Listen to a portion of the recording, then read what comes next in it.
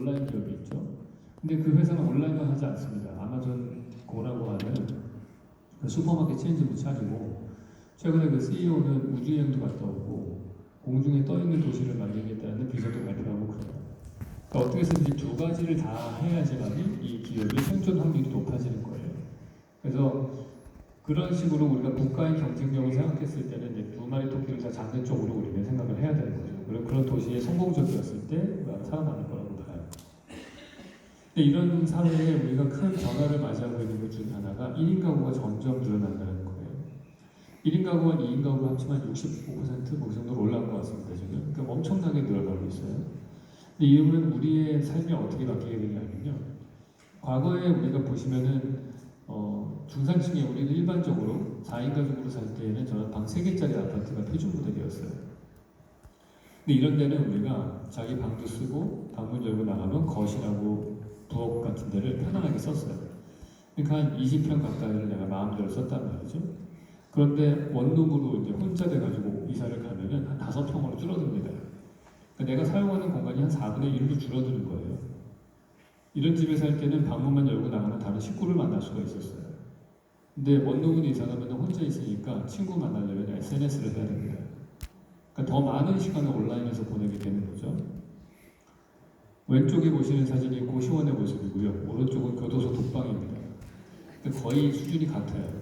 사실 왼쪽 사람이 더 힘들죠. 왼쪽 사람은 월세 내야 되는 사람이고 오른쪽 거주이고. 그러니까 사실 이런 현상들은 대도시, 특히 선진국의 대도시일수록 더 심각해요. 비싼 돈 내고 좁은 집에 사는 그 뉴욕이 제일 심각합니다. 엄청 렌트비 비싼데 엄청 좁은 집에 살아요. 근데 뉴욕은 뭐 서울 같은 혹은 부산 같은 도시하고는 차이점이 있어요. 뉴요커들은 자기 집이 좁고 답답하면은 밖에 나가면은 센트럴 파크가 있습니다. 여기가 좀 지겨우면은 한 13분만 걸어가면 타임스퀘어가 나오고 6분만 걸어가면 브라이언 파크 나오고 7분 걸어가면 헤럴드 스퀘어가 나와요. 보시는 것처럼 주요 공원들이 되게 촘촘하게 배치가 되어 있어요. 평균 거리가 1km입니다. 간격이. 여기는 이쪽 공원에서 저쪽 공원으로 걸어서 13분이면 가요. 그 얘기는 내가 집이 좁고 답답해서 밖에 나가면은 걸어서 10분 이내에 공원이 하나 있고 거기가 지겨우면 13분만 걸어가면 다른 공원에 갈 수 있다는 얘기예요. 서울에 이와 비슷한 인지도를 가지는 공원을 찾아보시면은 서쪽 끝에 하늘공원이 있고 여기서 1시간 걸어야 선유도 공원이 나오고 1시간 걸으면 여의도 공원이 나옵니다. 우리나라의 공원의 특징들은 뭐냐면 크고 좋게 만들어요. 대신에 간격이 띄엄띄엄 4km 간격으로 되어 있습니다. 그 얘기는 이쪽에서 저쪽으로 걸어서 1시간 걸려요. 그래서 우리나라의 공원들은 대체적으로 자동차나 지하철을 타야만 갈 수 있는 공원이에요. 그러니까 우리가 공원에 가시면 은퇴하신 분들밖에 없어요. 손뼉치며 걸으시는 그런 분들만 있는 이유가 젊은 친구들은 그 공원에 갈 시간이 없는 거예요.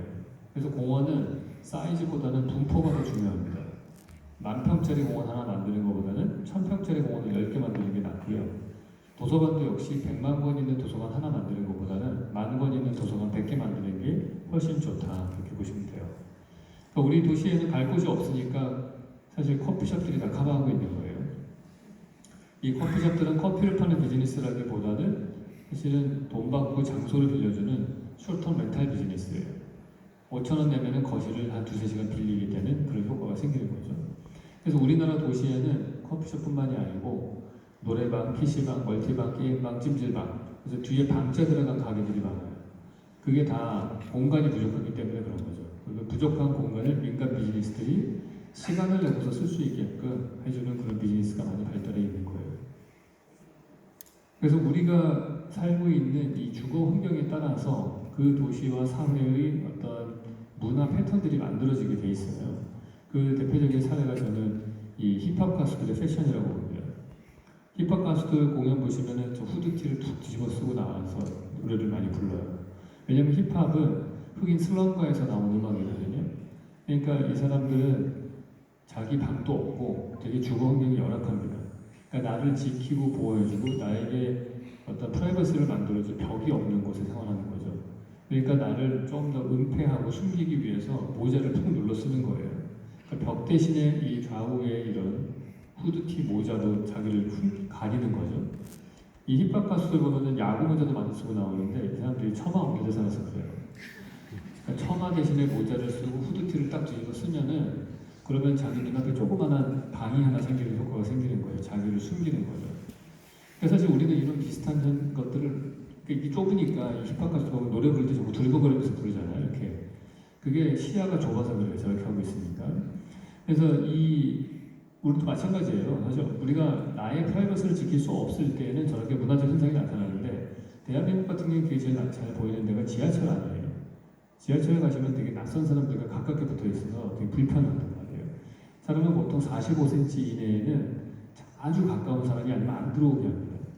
그러니까 부모 자식 간이나 연인 사이에만 45cm 이내로 들어오게 해요. 근데 우리가 대중교통을 이용할 때는 다 붙잡고 붙어 있어요. 그 심리적으로 불안하니까 사람들이 이어폰을 낍니다. 음악을 들어서 공간을 청각적으로 차단하는 거예요. 자기만의 공간에 빠지기 위해서. 그리고 또 하나는 스마트폰을 열심히 뚫어달라고 쳐다보죠. 그래서 나만의 공간에 들어가려고 하는 현상들이 나타나는 거예요.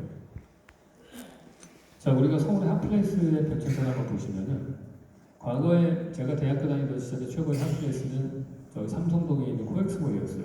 이유는 화장실이 제일 깨끗했습니다.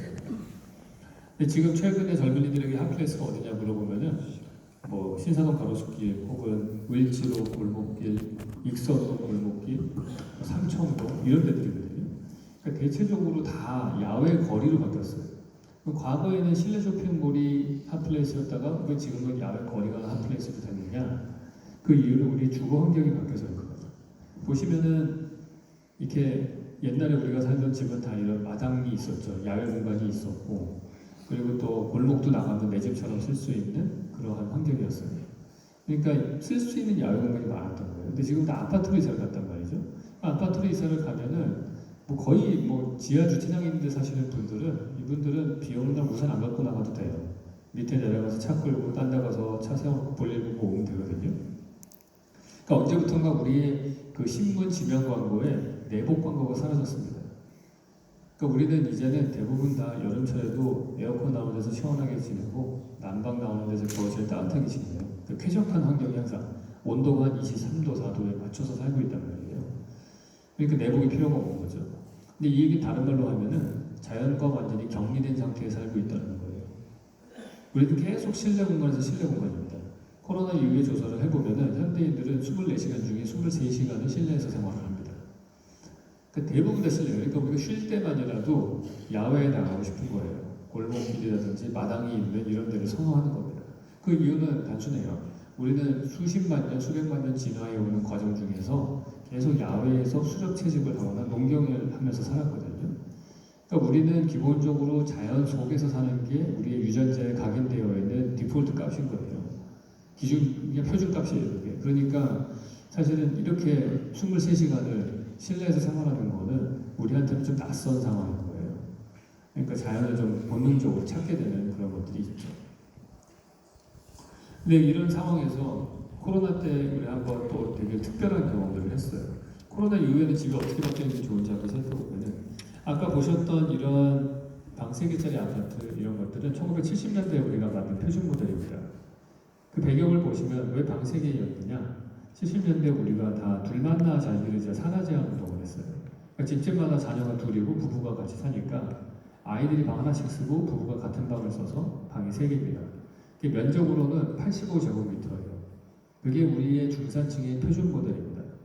4인 가족이 85제곱미터. 모든 세금 체계가 다 거기에 맞춰져 있어요. 86제곱미터가 되면 세금이 좀 비싸죠.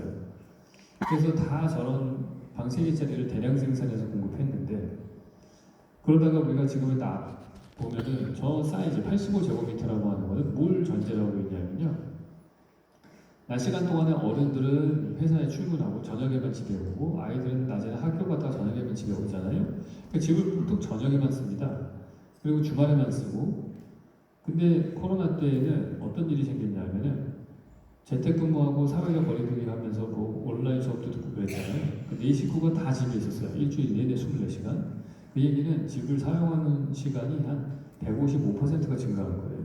그 얘기는 다른 말로 하면 이게 집이 자기가 수용 가능한 용량을 1.5배 초과했다고 볼 수 있는 거고요. 사용자 입장에서 보시면은 집은 1.5배 더 좁게 느껴지는 거예요. 우리가 코로나 때